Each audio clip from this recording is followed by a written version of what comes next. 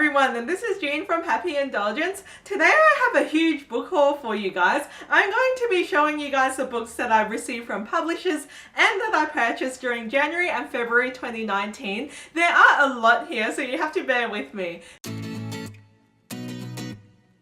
If you enjoy my videos and you haven't subscribed yet, hit the subscribe button down below and I really appreciate it. So I got The Wicked King by Holly Black from Allen and Unwin. I read and loved this book in one sitting and I loved it so much. It is the sequel to The Cruel Prince. There's a lot of political intrigue in the fairyland. There's a girl who wants revenge. There's a huge love to hate relationship. There's a bit controversial and we absolutely loved it, as did I. I'll leave you guys to my January wrap up where I talked about this book as well. I'll link it up above. I also received King of Scars by Leigh Bardugo, so I actually ordered the Illumicrate box. I'll link you guys to my unboxing up above and down below.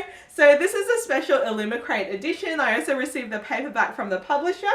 And I'll show you guys why this is a special edition. Look how special it is. So it says, "The monster is me and I am the monster" on the spine, and it is this gold beautiful edition. The original hardback is actually black and it comes with gold foiling. I also received from Bloomsbury, Australia, The Priory of the Orange Tree by Samantha Shannon. This is a dragon fantasy book. It's over 800 pages. It delves deeply into the world building, drawing upon East and West influences. It's a very deep fantasy book, and there are also different dragons, and I'm actually part of the blog tour on both Instagram and on my blog coming up. If you haven't followed me on Instagram or my blog, check out my links down below. So I will be picking it up today. I also got finished copies from the publishers of A Curse So Dark and Lonely because I'm actually part of the Instagram tour coming up as well. And here's the spine. It's so pretty. A Curse So Dark and Lonely is a Beauty and the Beast retelling, but it's got a modern twist to it. There's a girl called Harper who has cerebral palsy and she's actually pulled into the fantasy world where Prince Ren needs to break the curse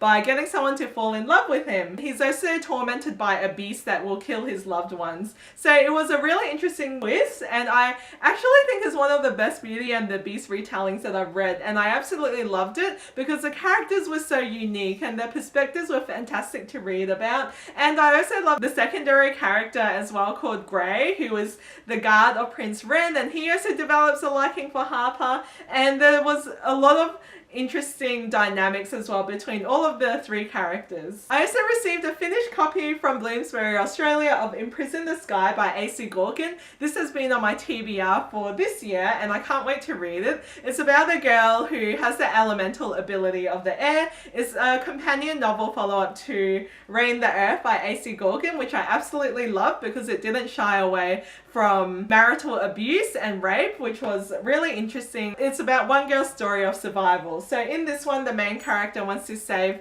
women and children from slavery using her powers, so I can't wait to read it. I also received from Penguin Australia Black Leopard Red Roof by Marlon James. I've heard a lot of mixed reviews about this. This is a literary fiction, I think, and it's a fantasy world drawing upon African history and mythology, and there's a lot of magic here. There's a character called Tracker who's a hunter, and he joins a group of hunters to find a lost boy. His companions are really diverse. There's a giant, a witch, a shape-shifting leopard, and each has secrets of their own.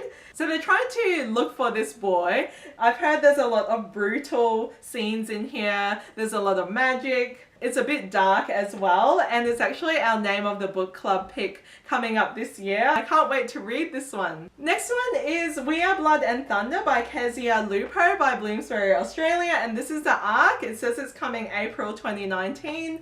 I can't wait to read this one. I've heard good things about it. Basically, it's a YA fantasy about a girl called Lena, and she's running from a city because she's been convicted as a mage. And her survival instinct is to trust those with fear and those who have magic. On the other side of the locked gates is a girl called Constant, and she's a masked lady. She also has magic as well. And it says that there's a terrifying storm brewing, and these two girls are the only ones that can save them all and unlock the power.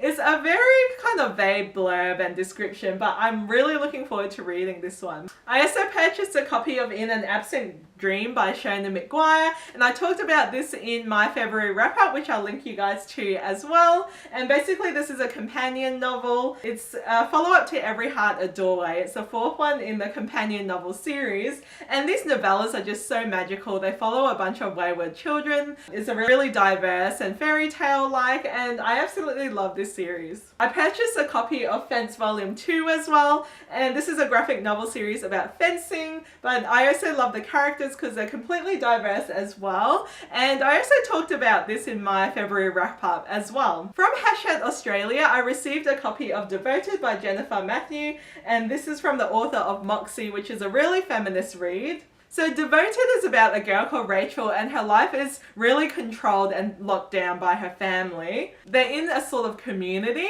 but then a girl who has escaped Rachel's really set community, who is based on obedience and modesty and having children, comes back to the small town where she lives in Texas, and things just get rolling from there. Sounds like a really empowering feminist story as well, and I'm looking forward to reading it. From Pan Macmillan Australia, I got a copy of The Secret Runners of New York by Matthew Riley, and this is an arc obviously, so that's the final cover. This is what it looks like. The Secret Runners of New York is a time travel story. So basically rumors of the global apocalypse are building, and these two characters in New York, Sky and her brother Red, who are twins, they move back to New York and join the elite. They're actually invited to the Secret Runners of New York, which is a society that can open up time travel. So that sounds really fascinating. From Penguin Australia, I received Miss Rule by Jodie McAllister, and this is the third one in her Fae series that starts off with Valentine.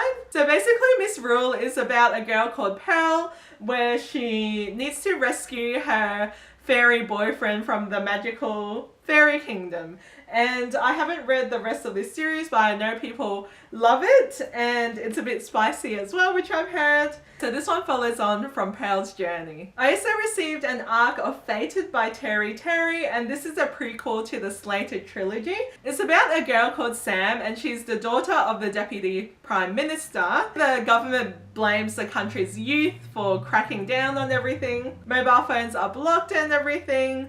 And Sam is torn between family loyalty and doing what's right and saving herself, so she makes a big choice as well that will affect her future and the future of others around her. So this one will be coming out March 2019. From Bloomsbury, Australia, I got an arc of What Mama Left Me by Renee Watson. She also wrote Piecing Me Together, and this is actually out now, so it came out in January, and it's about a girl called Serenity. It sounds like it's a coming of age read because her mum's gone and she lives with her grandparents, and they put the trust in her and she doesn't quite know what to do with it. Serenity makes a new friend, and there's a boy that comes into the picture, and her friend has a dangerous secret, so it sounds like it's a bit of a discovery as well, where Serenity will make some interesting choices. I also got a copy of Underdog Love Oz YA short stories from Tobias Madden.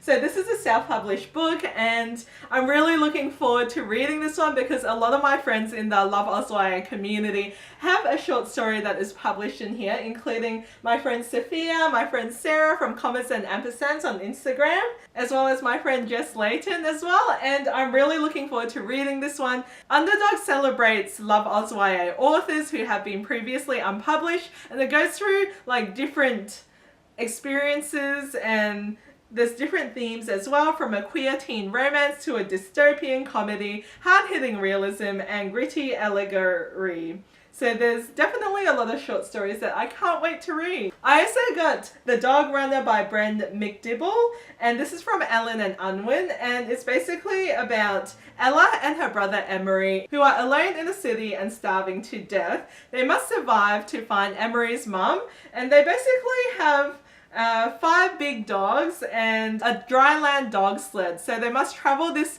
terrain to find their mother across a dry, barren, pretty much wasteland. It sounds like they have really rough encounters with people. It sounds like a really empowering read, and I love dogs. I also got from Alan and Unwin Growing Up Muslim in Australia, and this is a collection of short stories about the Muslim experience, from body image, gender, romance, career, faith, football, friendship and family, and the challenges of growing up Muslim in Australia. So that sounds really fascinating as well. From Pan Macmillan Australia, I got What I Like About Me by Jenna Gulaumi.